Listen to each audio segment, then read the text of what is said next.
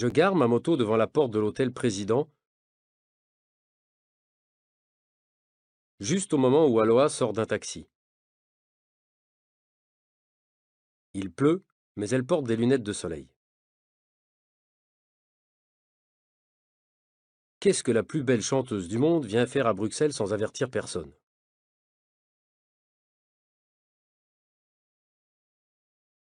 Mystère.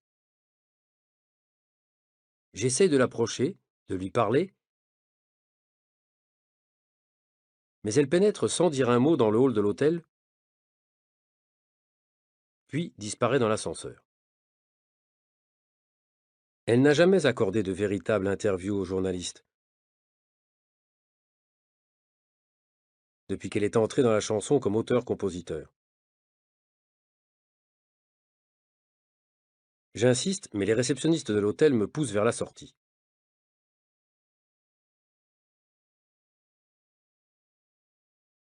Ce n'est pas la première fois que ça m'arrive de me déplacer inutilement.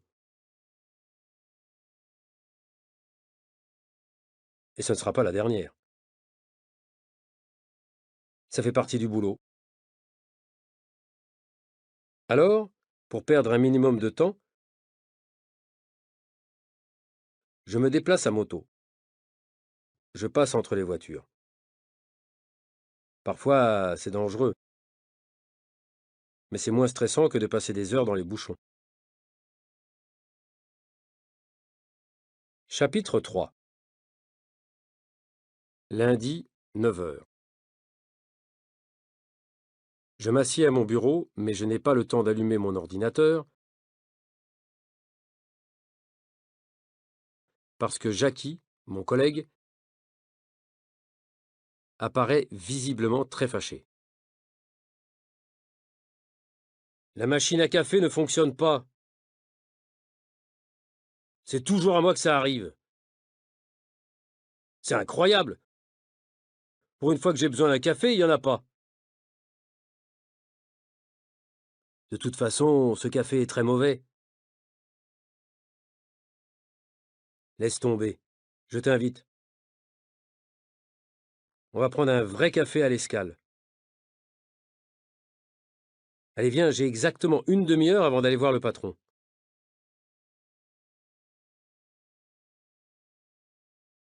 J'aime bien Jackie. Mais il croit toujours que le monde entier est contre lui. Même les machines à café. Au bar l'Escale, on connaît tout le monde. Au moment où on entre, un client s'approche de nous. Salut les paparazzi!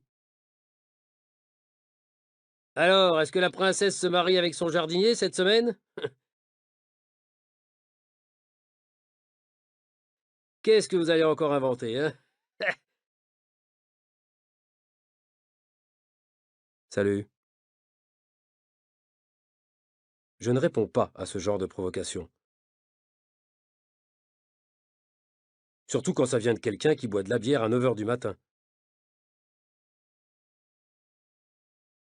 Nous, on n'a rien à voir avec les paparazzis.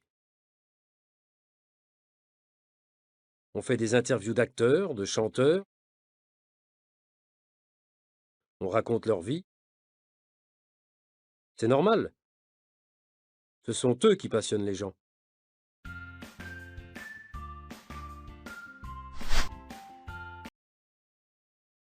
Je gare ma moto devant la porte de l'hôtel Président, juste au moment où Aloha sort d'un taxi.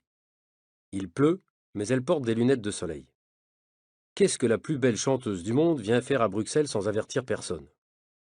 Mystère. J'essaye de l'approcher, de lui parler, mais elle pénètre sans dire un mot dans le hall de l'hôtel, puis disparaît dans l'ascenseur. Elle n'a jamais accordé de véritable interview aux journalistes, depuis qu'elle est entrée dans la chanson comme auteur-compositeur. J'insiste, mais les réceptionnistes de l'hôtel me poussent vers la sortie. Ce n'est pas la première fois que ça m'arrive de me déplacer inutilement, et ce ne sera pas la dernière. Ça fait partie du boulot. Alors, pour perdre un minimum de temps, je me déplace à moto, je passe entre les voitures. Parfois, c'est dangereux, mais c'est moins stressant que de passer des heures dans les bouchons. Chapitre 3. Lundi, 9 heures.